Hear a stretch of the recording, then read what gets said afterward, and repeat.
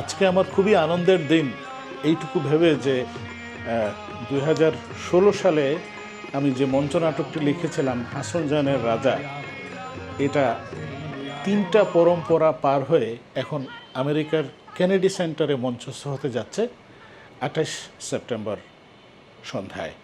একতারা নামক এই নাটকের দলটি 2011 সালে আমার প্রথম নাটক মঞ্চে আনে মহাজনের নাও। এরপর 3 জুন 2023 তারিখে এটা ভার্জিনিয়াতে মঞ্চস্থ হয়। একই বছর অক্টোবর মাসে নিউ ইয়র্কে এর একটা প্রদর্শনী হয়। ভার্জিনিয়া এবং নিউ ইয়র্কের প্রদর্শনীর শেষে তারা আমেরিকার কেনেডি সেন্টার, আমি নাম শুনেছি শুধু, বিখ্যাত একটা হল যেখানে বাংলাদেশিদের কোনো একটা অনুষ্ঠান হয়েছে এর আগে, এরকম আমি কখনো শুনি নাই, সেখানে আমার এই নাটকটি মঞ্চস্থ হতে যাচ্ছে। আমি খুবই আপ্লুত। যদিও আমার ইচ্ছা ছিল দর্শকদের সারিতে বসে এই নাটকটি আমি দেখব, কিন্তু নানা কারণে আমার যাওয়া হচ্ছে না। এজন্য এই দলের প্রতি শুভকামনা জানানোর জন্য আজকে আর এই ভিডিওটি। হাসন জানের রাজা নাটকটি আমার 2016 সালে লেখা। এটি প্রথম মঞ্চে আনে নৃত্যশৈলী 2017 সালে সিলেট উৎসব হয়েছিল ঢাকা এবং সিলেটে। সেখানে 2টো প্রদর্শনীর জন্য এই নাটকটির একটি সংক্ষিপ্ত রূপ তারা উপস্থাপন করে। সেখানে হাসন রাজার চরিত্রে অভিনয় করেছিলেন জামাল উদ্দিন হাসান বান্না এবং এই নৃত্যনাট্যের পরিচালক নীলাঞ্জনা জুই, তিনিও এখানে এক পিয়ারির চরিত্রে অভিনয় করেছিলেন।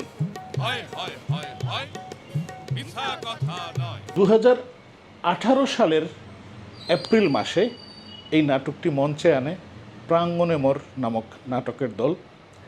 কেনেডি সেন্টারে এই নাটকটি মঞ্চায়নের আগে ঠিক গতকালকেই এই নাটকের পরিচালক এবং হাসন রাজার চরিত্রে অভিনয়কারী শেখ মিলন এবং এই নাটকে হাসন রাজার পিয়ারিদের মধ্যে অন্যতম শ্রেষ্ঠ পিয়ারি, তার চরিত্রে অভিনয়কারী প্রজ্ঞা আহমেদ, এ দুজন এবং আমাকে নিয়ে বসছিলেন কবিতা দিলওয়ার। তার সাথে আমরা কথা বলেছিলাম এবং সেখানেই তারা এই নাটকটিকে নিয়ে তাদের পরিকল্পনার কথা এবং কিভাবে মঞ্চস্থ হবে সেই কাহিনীটা আমাকে তারা শুনিয়েছিলেন। আসলে সত্যি এটাকে একটা বিশ্ব মঞ্চে নেওয়ার চেষ্টা করছি, ইন্টারন্যাশনালি একটা গ্লোবাল স্টেজে নেওয়ার চেষ্টা করছি বাংলাদেশকে বিশেষ করে, এবং মাধ্যমটা হচ্ছে শাকুর ভাইয়ের লেখা হাসন জানের রাজা। এর চাইতে তো আসলে গোল্ডেন অপরচুনিটি আর হতে পারে না, এত ভালো একটা নাটক আমরা বিশ্ব মঞ্চে নিয়ে যাব। তো সেই ক্ষেত্রে আমরা আগের চাইতে আরো আগের 2টো পরিবেশনার চাইতে নাটকটির উপস্থাপনটা যেন নাটকের মতোই হয়, যেন স্পন্সর বেসড, বিগিনিং এর যে সময়গুলো আমরা স্পন্সরশিপ দিয়ে দেখাই, এবারে আমরা ওটাকে অত্যন্ত সীমিত করে নিয়েছি যাতে গ্লোবাল অডিয়েন্স বুঝতে পারে এটা আসলে একটা নাটকের অনুষ্ঠান, মিউজিক্যাল ড্রামা বা গীতল নাটক। সেটা আর নাটকটার অভিনয়ের ক্ষেত্রে আমরা অনেক টাইটনেস রাখার চেষ্টা করেছি যাতে ক্যারেক্টার থেকে ক্যারেক্টারের যে ভেরিয়েশন বা ইন্টারাকশন গুলো যেন আরো টাইটার হয়। পাশাপাশি আমরা ভিজুয়ালস এর এফেক্টস আনার চেষ্টা করেছি যাতে যে অডিয়েন্সের সামনে আমরা যখন একটা প্রেজেন্টেশন দিব ওই প্রেক্ষাপটটা যেন পেছনে আসার চেষ্টা করে, সেটারও আমরা একটা পরিবেশনা, সেটারও একটা কি বলবো প্রস্তুতি আমরা নিয়েছি। আর পাশাপাশি আমরা এটাতে ইংলিশে সাবটাইটেল রেখেছি দুভাবে, একটা হচ্ছে স্ক্রিনে আসবে সাবটাইটেল বিভিন্ন সিনে, নট দ্য এন্টায়ার ড্রামা, কিছু কিছু জায়গায় যেগুলো খুব ইম্পর্টেন্ট মানুষকে দিক নির্দেশনা দিবে, জি জি দিক নির্দেশনা দিবে বিদেশিদেরকে। পাশাপাশি আমরা একটা প্যাম্পলেট রাখছি যেখানে নাটকটির ঘটনা প্রিন্টেড থাকবে, যাতে মোর একটু ডিটেলড ভার্সন, যাতে যে কেউ স্ক্রিনে কোনো কিছু দেখলে বিদেশিরা যদি মনে করে যে আরেকটু ইনডেপথ জানতে চায়, তারা তখন তাদের প্যাম্পলেটটা খুলেও পড়তে পারবে নাটকটির ব্যাপারে। তো নাটকটির শেষেও আমরা হাসনের চলে যাওয়াটাকেও একটু ভিন্নভাবে রেখেছি। তো আশা করছি যে আগের 2বার পরিবেশনা যেটা হয়েছে, এবার যারা দেখবে তারা নতুন অনেক কিছু পাবে, নতুন কোরিওগ্রাফি অ্যাড হয়েছে নাটকটিতে, যেটা আগে নাটকে ছিল না, একটা নতুন কোরিওগ্রাফিও আমরা অ্যাড করেছি, যাতে যারাই আবার রিপিট আসবেন তারাও যেন নতুন কিছু নিয়ে যেতে পারেন, নতুন কিছু দেখে যেতে পারেন, সেটাই আমাদের চেষ্টা। ওনার এই সৃষ্টিকে ঘিরে আমার অনেক কিছু, তো ওনার এই ক্যারেক্টারটা করতে যে ভীষণ ভিন্ন ক্যারেক্টার মহাজনের নাওয়ে যখন করছি আর যখন হাসন জানের রাজায় করছি, দুটোর মধ্যে একটা মিল আছে যে ফোক নাটকে কথক বলে বা ন্যারেটর বলে থাকে। তো হাসন জানের রাজায় আমি কখনো পিয়ারি ক্যারেক্টার, কখনো আমি ন্যারেটর, কখনো আমি নৌকোর আরোহী, এক এক সময় এক একটা। যেহেতু ওনার কল্পনায় তৈরি, ওরকম আমরা কল্পনার ভেতরে খুব সাবলীলভাবে এক একটা ক্যারেক্টারের মধ্যে যেতে পেরেছি এবং দর্শককে আমাদের সাথে নিতে পেরেছি। হাসন রাজাকেও আমার মনে হয়েছে যে হাসন রাজা কি বলতে পারতেন এটা হচ্ছে সবচেয়ে ইম্পর্টেন্ট, রাদার দেন তিনি কি বলেছিলেন সেটা।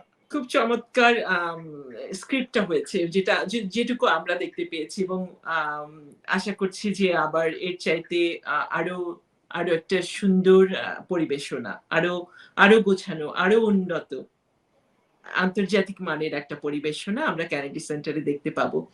গুগল যখন সার্চ করতে গেলাম, আপনি হাসন জানের রাজা দিলে অথবা কেনেডি সেন্টার দিলে সেখানে এখন হাসন জানের রাজা দ্বিতীয় নাম্বারে দেখা যাচ্ছে। ওটা আপনি যখন যাবেন আপনি দেখতে পাবেন ওখানটাতে হাসন জানের রাজা দেখা যাচ্ছে। এটা আপনার জন্য অনেক গর্বের ব্যাপার, এবং একতারা অবশ্যই, এবং বাঙালি হিসেবে আমরাও সেটা অনুভব করছি। আপনারা যে হাসন রাজাকে জানেন, আমি কিন্তু সেই হাসন রাজাকে আপনাদের কাছে উপস্থাপন করিনি। আমি যে হাসন রাজাকে উপস্থাপন করেছি উনি একান্তই আমার একবার দেখার হাওরে আমার তিনি মুখোমুখি হন এবং তাকে আমি কিছু প্রশ্ন করি, তিনি সেগুলোর জবাব দেন। কি জবাব দিয়েছিলেন এই পুরো নাটকটাই হচ্ছে তার বর্ণনা। তো মজার ব্যাপার হচ্ছে এই নাটকে তিনজন হাসন রাজা তিনভাবে উপস্থাপিত হয়েছিলেন। একটা কাকতালীয় বিষয় হচ্ছে যে তিনজন হাসন রাজা রূপে উপস্থিত হয়েছিলেন তাদের তিনজনই সুগায়ক। প্রথমজন জামাল উদ্দিন হাসান বান্না, তিনি শুধুমাত্রই গায়ক, তিনি গান করেন। এই জীবনে প্রথমবারের মতো তিনি মঞ্চে অভিনয় করেছিলেন। এই গীতিনৃত্যনাট্যে তিনি হাসন রাজার চরিত্রে অভিনয় করেন। তিনি জীবনে মাত্র দুটো প্রদর্শনীতে অংশগ্রহণ করেছিলেন। দুটো প্রদর্শনীর পর এই নাটকটি আর মঞ্চস্থ হয় নাই।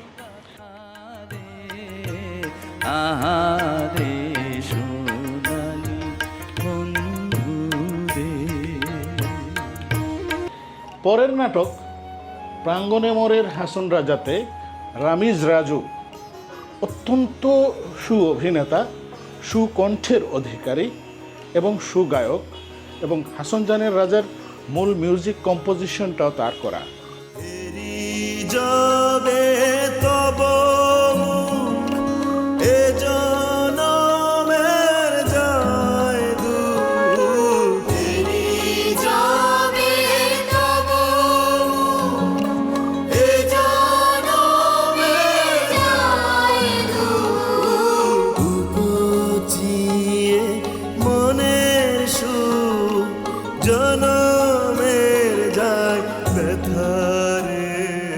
তৃতীয় যে হাসন রাজা তিনি হচ্ছেন শেখ মিলন। শেখ মিলন একজন অপেশাদার শৌখিন গায়ক, তার ভেতরে সারাক্ষণ তিনি বাংলাদেশের একজন বাউলকে ধারণ করেন।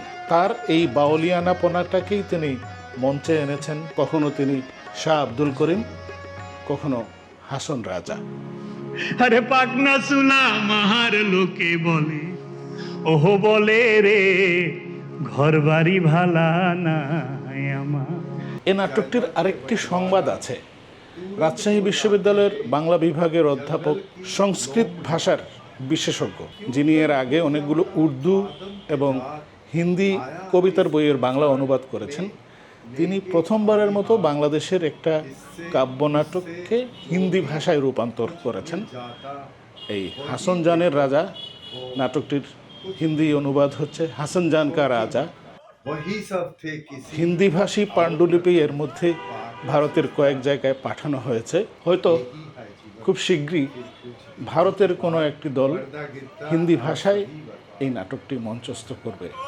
दूसरी रात, दूसरा जश्न और दूसरा राजा, दूसरा बाजा, तुम्हारे लिबास में नाचता दूसरा कोई राजा। আমরা সেই দিনের অপেক্ষায়। আপনারা ভালো থাকুন।